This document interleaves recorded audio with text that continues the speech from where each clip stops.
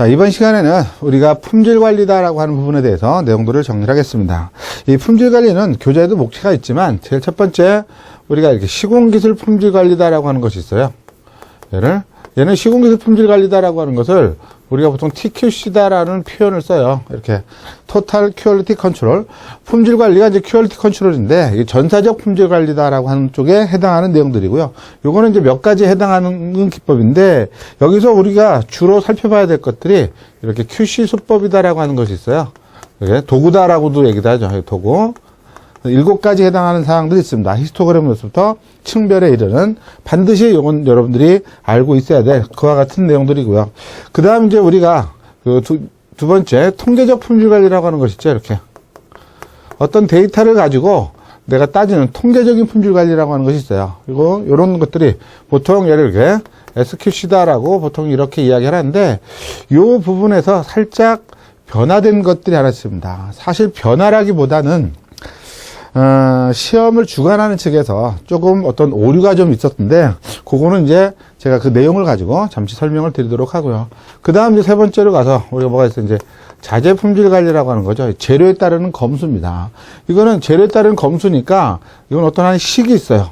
이 식에 맞춰서 그거 기준값 이상이면 합격, 불합격 이걸 판단을 하는 거거든요. 그래서 이 식에 해당하는 내용들을 여러분들 다 암기를 해가지고 문제를 풀어가는 쪽으로 해서 내용들을 간단하게 정리를 하시면 될 것 같아요.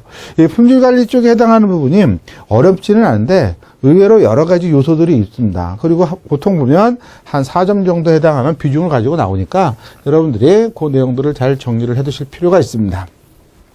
자, 우리가 뭐 전체적으로 뭐 통계를 배우고 이건 아니니까요. 그냥 우리가 문제에 적용해서 풀 수 있을 정도만 내가 배워야 되겠다. 이렇게 생각을 하셔도 큰 무리는 없을 겁니다. 자, 일단은 우리가 시공기술 품질 관리라고 하는 쪽을 보면 제일 먼저 데밍의 사이클이라고 하는 것이 있습니다. 이 데밍이라고 하는 사람이 주장을 했다 그래서 나오는 건데요. 저 사이클이다라고 하는 것은 보통 어떤 하나의 일련의 과정을 의미하는 거죠. 가장 기본적인 방법이 이렇게 계획을 세우고 그 계획대로 실시를 하고 거기에 따라서 검토나 체크를 합니다. 체크를 해서 뭐 이상이 있는 것은 다시 수정을 하거나 보완할 사항은 보완을 해가지고 시정을 해서 다시 계획을 하죠. 자, 이렇게 한 사이클들이 돌면 어떻게 돼요? 품질이 그만큼 좋아진다라는 거죠. 그래서 이렇게 한 사이클이 돌게 되면 품질이 요만큼 좋아지고 또 사이클 돌면 품질이 좋아지고 계속해서 저와 같이 우리가 저 4가지 사이클을 가지고 우리가 품질에 따르는 것을 반드시 향상을 시켜야 된다라고 하는 걸로 내용들을 정리할 수 있습니다. 그래서 이 데밍의 사이클이다라고 하는 것은 요거를 물어요. 이렇게 플랜 투 체크. 이 체크 대신에 이거를 본다라 그래도 보통 C라고도 이렇게 이야기를 하는 경우가 있어요. 이렇게 체크나 C 이렇게 얘기를 하는 거니까 검토하고 시정을 해서 요거를 지속적으로 반복하는 거니까 품질 관리의 순서의 4가지. 요거는 반드시 기억을 좀 해두시기 바라요. 그렇게 어렵지 않은 내용이니까 여러분들이 잘 정리를 좀 해두시기 바랍니다. 자, 저와 같은 우리가 품질 관리다라고 하는 거에 데밍의 사이클이 있는가 하면 이제 품질 관리에 해당하는 이제 목적이다라고 하는 것이 있어요. 그렇죠. 품질을 왜 관리해요? 그렇죠. 여러 가지가 있을 겁니다. 일단은 그 품질이 잘못된 거를 방지해야 되죠. 결함 방지, 하자가 생기는 거. 품질을 우리가 내가 관리를 잘 하게 되면 소비자들한테 뭐가 돼요? 그 제품 믿을만하다. 그러니까 신뢰성이라고 하는 것도 확보가 될 수 있고요.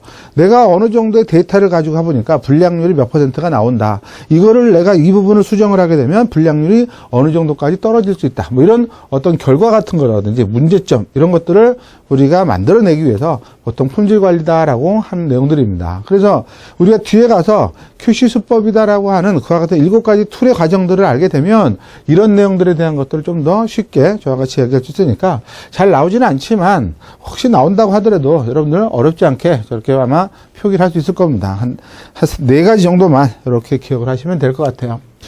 자, 여기 이제 우리가 순서다라고 하는 부분들이 있어요. 품질관리 순서인데, 우리가 제일 먼저 품질관리 항목을 설정한다. 이거를 우리가 다른 말로 이렇게 품질의 특성을 설정한다라고도 이야기를 해요. 도대체 품질의 특성이다라고 하는 것은 뭐냐? 예를 들어 보겠습니다. 예를 들어서 지금 제가 콘크리트를 품질 관리를 하고자 해요. 콘크리트에 따르는 것을 품질 관리할 때 여러 가지가 있을 겁니다. 뭐 시공 연도도 있고, 뭐 슬럼프치도 있고 많겠죠. 그런데 우리가 품질 관리를 콘크리트를 품질 관리할 때는 강도다라고 하는 걸 가지고 품질을 관리할 거고, 강도 중에서도 여러 가지 강도 중에서 뭐 압축 강도다라고 하는 걸 가지고 품질 관리를 할 거다. 그러면 콘크리트의 압축 강도다라고 하는 부분들이 뭐가 돼요? 품질의 특성이 되는 거고, 저렇게 관리 항목이 된다라고 하는 겁니다. 예를 접착제 그럼 뭐예요? 부착력을 가지고 내가 품질을 관리하겠다. 이런 식에 해당하는 내용들로 정리가 되는 거죠. 저렇게 품질 관리의 어떤 특성, 품질의 특성이라고도 얘기해요. 그래서 저 같은 항목이 결정이 되면 품질의 기준이라고 하는 표준이 결정이 되죠. 콘크리트. 나는 이 콘크리트에 해당하는 기준을 예를 들어서 24메가파스칼 이상의 이렇게